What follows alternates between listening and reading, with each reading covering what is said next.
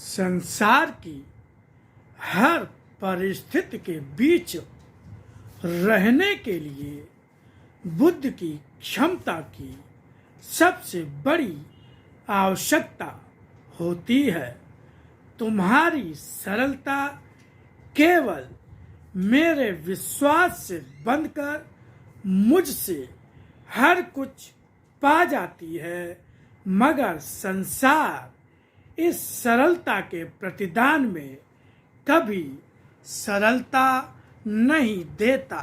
आज समय आ गया है तुम्हें तुम्हारे जीवन का सर्वोत्तम वह कुछ देने का जो तुम्हारा मुझ पर ऋण है।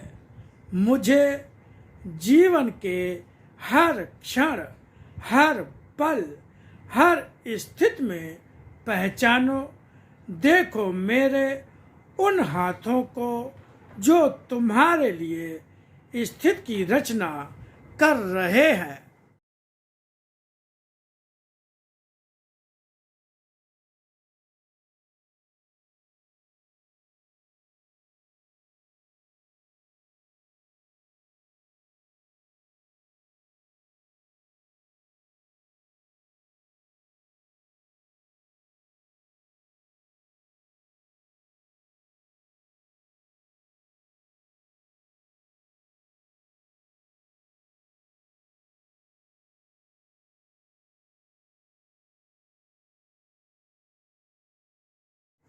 जीवन को सही अर्थों में समझ पाने वाले ही मुझे समझ पाते हैं, क्योंकि मैं और जीवन साथ साथ चलते हुए भी अलग अलग दो राहें हैं।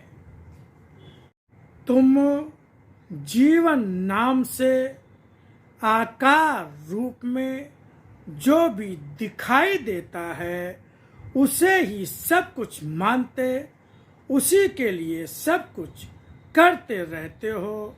यह रूप जीवन को सही अर्थों में समझने का नहीं होता।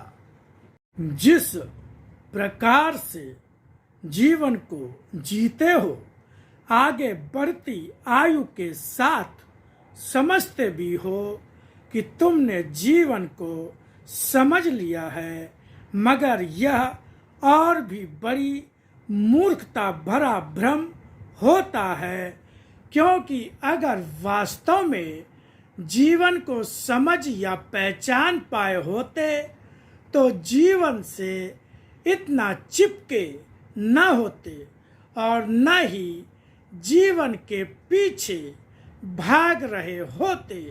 हर क्षण तुम्हारा संसार की ओर भागता हुआ मन तुम्हारे जीवन की असत्य से अलग होने की पहचान नहीं देता।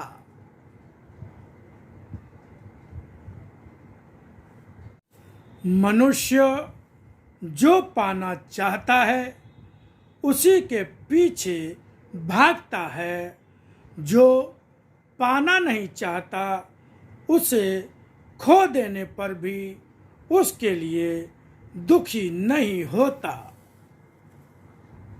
जो पाया है वह भी मेरी इच्छा है, जो खो दिया वह भी मेरी इच्छा ही तो है।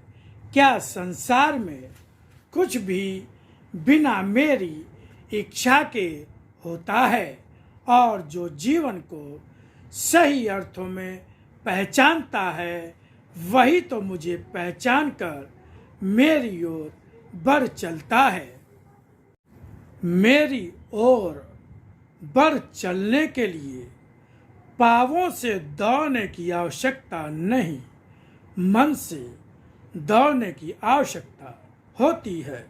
मन जब तक दुख और चिंता, भय और आशंका को लक्ष्य बनाकर दौड़ रहा हो, वह मन मुझे कहाँ पा सकेगा। मन की दौड़ को पकड़कर मन मेरी ओर मोड़ दो। जीवन में जो नहीं पाया वह अन्य कहीं तलाशने पर भी नहीं मिलेगा, क्योंकि वह भी भागता रहता है। कभी तुम्हारी पकड़ में आता, कभी छूट जाता है, और जब जब मिलेगा तुम रुक जाओगे, जब जब छूटेगा भागोगे। पर इस भागदौड़ के बाद भी तुम्हारे पास कुछ नहीं ठहरेगा। जो सत्य है उसे ही पाओ, इसके अतिरिक्त इस जीवन नाम में कुछ है ही नहीं। उसे ही पाओ जो तुम्हें आध्यात्मिक आनंद दे सके। यही स्थायी है, क्योंकि यही वह है जिसे केवल तुम आत्मा कहते हो, मगर उसे समझने, उसे पाने की तो इच्छा भी नहीं करते।